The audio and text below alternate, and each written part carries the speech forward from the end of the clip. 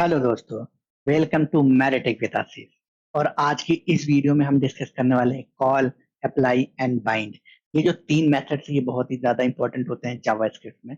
तो अगर मैं आपको बताऊं कि ये मेथड्स करते क्या हैं, तो आप एक तरफ ये समझ सकते हो कि अगर मुझे किसी ऑब्जेक्ट को किसी फंक्शन के थ्रू कॉल करना होता है, दैट मीन्स कि मैं ये चाहता हूं कि मेरे पास जो फंक्शन है उसमें किसी वैल्यू या किसी भी वेरिएबल या किसी भी ऑब्जेक्ट की वैल्यू मैप्ड हो जाए। एक तरह से आप बोलो इनहेरिट कर लें। ठीक है, तो उसको हम कैसे करेंगे? उसको हम करेंगे कॉल एंड अप्लाई के थ्रू। और सेम ही ऐसा बाइंड भी करता है। ठीक है, बट आज की वीडियो में हम सिर्फ डिस्कस करेंगे call and apply, but next video में हम डिस्कस करेंगे बाइंड का। तो अगर मैं आपको बताऊं कॉल एंड अप्लाई का, तो आप एक तरह से ये समझ सकते हो कि इनहेरिट करता है प्रॉपर्टीज एंड मेथड्स को किसी फंक्शन प्रोटोटाइप में। और इस इनहेरिटेंस को करने के लिए हम जो यूज करते हैं मेथड, उसे हम बोलते हैं कॉल एंड अप्लाई। तो अगर हम बात करें कॉल एंड अप्लाई के डिफरेंस का, तो इसमें कोई डिफरेंस नहीं होता, सिर्फ एक डिफरेंस को छोड़ के। सिर्फ इसमें क्या होता है, अगर हम कॉल में कोई भी डेटा पास करते हैं तो उसे हम हमेशा इंडिविजुअल फॉर्म में पास करते हैं। ठीक है, बट अगर हम बात करें अप्लाई का, तो अप्लाई में हमेशा हम एरे फॉर्म में डेटा पास करते हैं। दैट मीन्स कि आप ये सोचो कि हमें दो वैल्यूज या दो वेरिएबल पास करनी है। तो अगर हम कॉल की बात करेंगे तो उसमें आप दो अलग अलग वेरिएबल पास करोगे, बट अगर आप अप्लाई की बात करोगे तो उसमें हमेशा एक एरे फॉर्म में डेटा को पास करोगे। ठीक है दोस्तों, तो चलिए अब हम कुछ एग्जांपल्स के थ्रू देखते हैं कॉल एंड अप्लाई का बिहेवियर। ठीक है, और उन एग्जांपल के थ्रू हम अच्छे से समझेंगे कि कॉल क्या करता है और अप्लाई मेथड क्या करता है। तो आई होप दोस्तों आपको मेरा कंसोल दिख रहा होगा। तो सबसे पहले हम यहाँ पे एक छोटा सा एग्जांपल लेते हैं और उस एग्जांपल के थ्रू हम कॉल को समझने की कोशिश करेंगे। मैंने यहाँ पे एक वेरिएबल क्रिएट किया, var message equal to I I am mad tag. ठीक है दोस्तों, अब उसके बाद मैं एक फंक्शन बनाता हूँ, फंक्शन चैनल। और यहाँ पे मैंने कंसोल किया, कंसोल डॉट लॉग, और मैंने यहाँ पे प्रिंट करा लिया है दिस डॉट मैसेज को। तो अगर मैं यहाँ पे इस मेथड को ऐसे कॉल कर लूँ, चैनल नेम और मेथड लगाऊंगा, तो आप देखो कि इसका आउटपुट आ गया आई एम मैड टैग। ठीक है, बट मैं इसके थ्रू नहीं करना चाहता हूँ, मैं यूज करना चाहता हूँ यहाँ पे कॉल मेथड। तो मैंने यहाँ पे यूज किया चैनल नेम डॉट कॉल। ठीक है, जैसे ही कॉल को यहाँ बंद करूंगा, आप ये देखो कि इसका आउटपुट हमें आ गया आई एम मैड टैग। तो अगर मैं इस कॉल मेथड के सिनेरियो से समझाऊं आपको, तो आप ये देखोगे ये कॉल मेथड क्या करता है, जो आपने वेरिएबल क्रिएट किया हुआ है इसको इसने इनहेरिट किया हुआ है किसमें, चैनल नाम के फंक्शन में। ठीक है, और इसने यहाँ पे इसको प्रिंट कर दिया। अभी आपको छोटा सा एग्जांपल लग रहा है और इससे आप कंफ्यूज हो रहे होंगे, तो चलिए हम एक और एग्जांपल से इसको अच्छे से समझते हैं और वहां पे अच्छे से क्लियर करते हैं एक्चुअली कॉल करता क्या है। और मैंने यहाँ पे इस कोड को डिलीट किया और यहाँ पे क्रिएट किया लेट एक ऑब्जेक्ट, और उस ऑब्जेक्ट में मैंने पास कर दिया मैसेज, और इसमें मैंने एक वैल्यू पास कर दी हेलो। अब मैंने क्या किया, यहाँ पे मैं एक फंक्शन कॉल करता हूँ, फंक्शन चैनल, और इस चैनल में एक प्रॉपर्टी ऐड कर लेता हूँ, फर्स्ट नेम, और मैं यहाँ पे इसे कंसोल कर लेता हूँ, message and dollar curly braces this dot first name. अब मैं यहाँ पे ये चाहता हूँ कि जो मेरा ऑब्जेक्ट है, ठीक है, आप ध्यान से सुनिएगा, ये जो मेरा ऑब्जेक्ट है और इस ऑब्जेक्ट की जो प्रॉपर्टी मैसेज है वो इस चैनल के फंक्शन में आके इनहेरिट हो जाए। ठीक है, या मैं उस प्रॉपर्टी को यहाँ पे एक्वायर करना चाहता हूँ। तो सबसे पहले मैं यहाँ पे एक फंक्शन क्रिएट करूंगा। जैसे ही फंक्शन क्रिएट करूंगा उसमें मेरे को एक वैल्यू पास करनी पड़ेगी, क्योंकि यहाँ पे एक वैल्यू ले रखी है। तो उसको पास करने के लिए मैंने क्या यूज किया, यहाँ पे चैनल नेम जो फंक्शन था डॉट कॉल यूज किया। ठीक है, अब उसके बाद मैं यहाँ पे एक ऑब्जेक्ट पास करूंगा। वो ऑब्जेक्ट कौन सा है, जो मैंने वहां पे ऊपर क्रिएट किया हुआ है, राइट। और यहाँ पे मैंने क्या पास किया, फर्स्ट नेम। तो यहाँ पे मैं फर्स्ट नेम पास कर दूंगा मैरिटेक। अब जैसे ही मैं इसे वर्क किया, यहाँ पे आप देखोगे हेलो मैरिटेक प्रिंट कर दिया। और वो कैसे प्रिंट किया, अगर मैं आपको फिर से समझाऊं, तो जो चैनल डॉट कॉल है, जो कॉल मेथड है, और उस मेथड में मैंने क्या पास किया, उस मेथड में मैंने पास किया है ऑब्जेक्ट को। वो ऑब्जेक्ट कौन सा है, जो मैंने यहाँ पे क्रिएट किया हुआ है, राइट। क्योंकि मुझे क्या करना है, उस ऑब्जेक्ट की वैल्यू को एक्सेस करना है इस फंक्शन में। तो जैसे ही उस कॉल मेथड के थ्रू मैं ऑब्जेक्ट को पास करता हूँ, मेरी वैल्यू यहाँ पे मैप हो जाती है।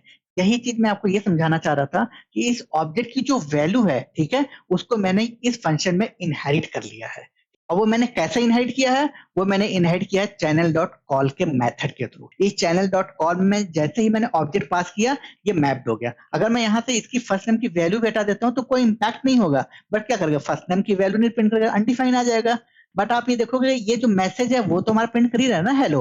दैट मीन वो इनहेरिट तो हो ही गया है। ठीक है, तो यही चीज हमारा होता है कॉल मेथड के थ्रू। कॉल मेथड के थ्रू हम क्या करते हैं, किसी भी ऑब्जेक्ट की प्रॉपर्टीज को हम किसी फंक्शन में इनहेरिट कर सकते हैं, तो ये कॉल मेथड करता है। ठीक है, एक तरह से आप सोचो कि इमीडिएटली इन्वॉक्ड कर देता है। इन्वॉक दैट मीन्स उसकी वैल्यू को एक्सेस करके और दूसरे फंक्शन में ऐड कर देना। तो यही चीज हमारा करता है कॉल एंड अप्लाई।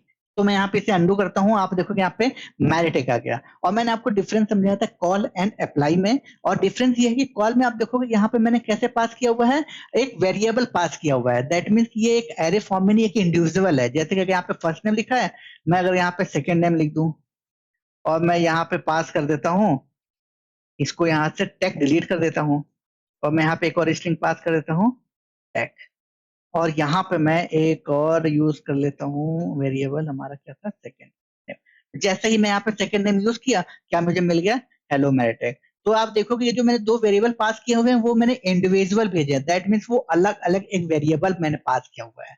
अगर मैं इसको अप्लाई में करता तो मैं इसको क्या करता, मुझे वो उसे एरे में करना पड़ता। जैसे कि अगर मैं इसको अप्लाई में ही कन्वर्ट कर दूं, सेम एग्जांपल है हमारा अप्लाई, और उस अप्लाई में मैंने इसे एरे में कन्वर्ट कर दिया। जैसे ही एरे में कन्वर्ट किया, देखो क्या हो गया, हेलो मैरिटेक।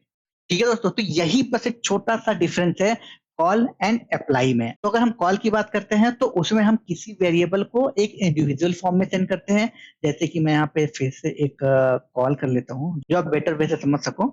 मैंने यूज किया कॉल, और यहाँ से मैंने एरे को रिमूव किया। ये देखो, दोनों की आउटपुट सेम है, कॉल एंड अप्लाई से। तो आप अच्छे से समझ गए कॉल में क्या डिफरेंस होता है और अप्लाई में क्या डिफरेंस होता है। मैं फिर से समझा देता हूँ, अगर आप अप्लाई में डेटा पास करोगे तो एरे फॉर्म में डेटा पास करोगे, बट अगर आप कॉल में डेटा पास करोगे तो वो इंडिविजुअल फॉर्म में पास होगा।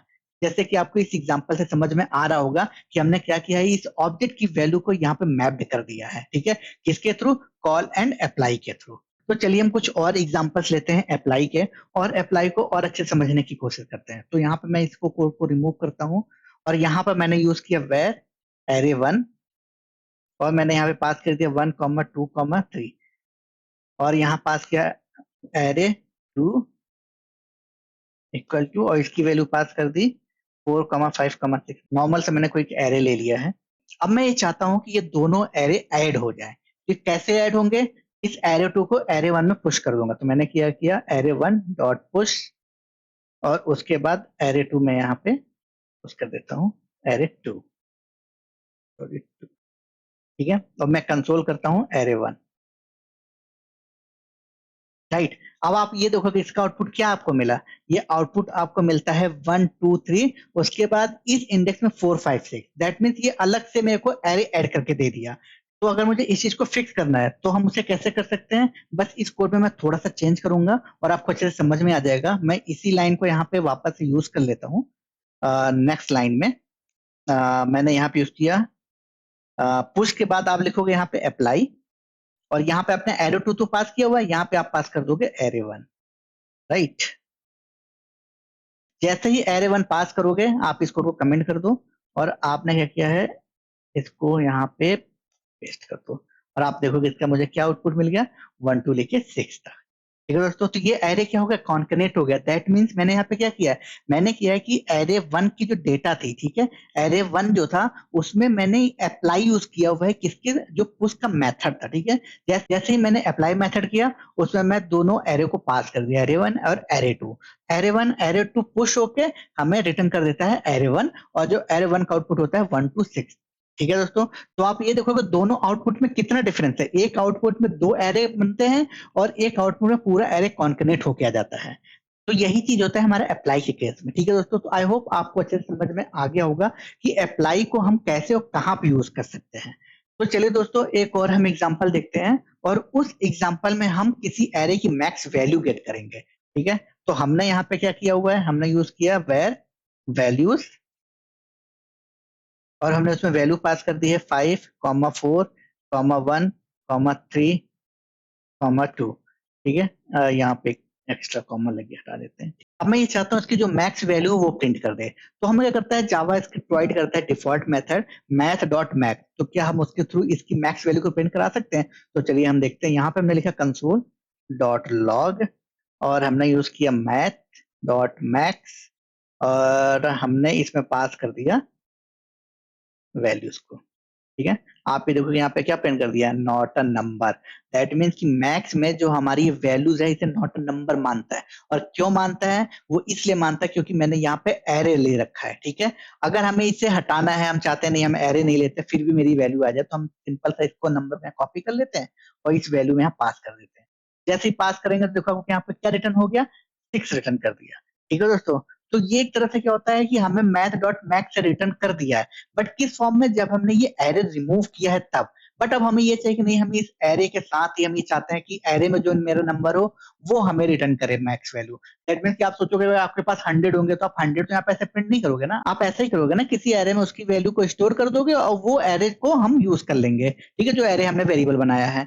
तो इस तरह तो प्रोसेस हमारा गलत हो जाता है, तो हम इसे अंडू करेंगे, ये जो वैल्यूज है हम इसे यूज करेंगे। बस हमें यहाँ पे क्या यूज करने पड़ेगा, डॉट अप्लाई। जैसे ही हम यहाँ पे अप्लाई यूज करेंगे और आप ये देखोगे हमें इसका आउटपुट क्या मिल रहा, माइनस इन्फिनिटी मिल रहा। दैट मीन्स कि ये जो वैल्यूज है वो इन्फिनिटी चली गई, तो हम इसके लिए यहाँ क्या पास कर देंगे, हम पास कर देंगे नल।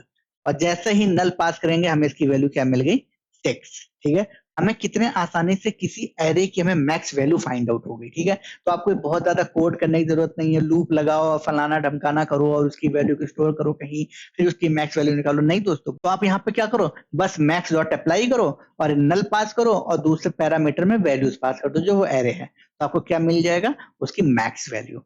तो यही होता है हमारा अप्लाई एंड कॉल। ये अप्लाई एंड कॉल आपको थोड़ा सा डिफिकल्ट लग रहा होगा, बट एक्चुअली जब आप यूज करने लगोगे ना तो ये इससे आसान आपको कुछ भी नहीं मिलेगा। और आप इसे यूज करके अपने जावा स्क्रिप्ट में ऐसे बहुत से क्रिटिकल सॉल्यूशंस होते हैं जो आप चुटकी बजाते ही फिक्स कर सकते हो।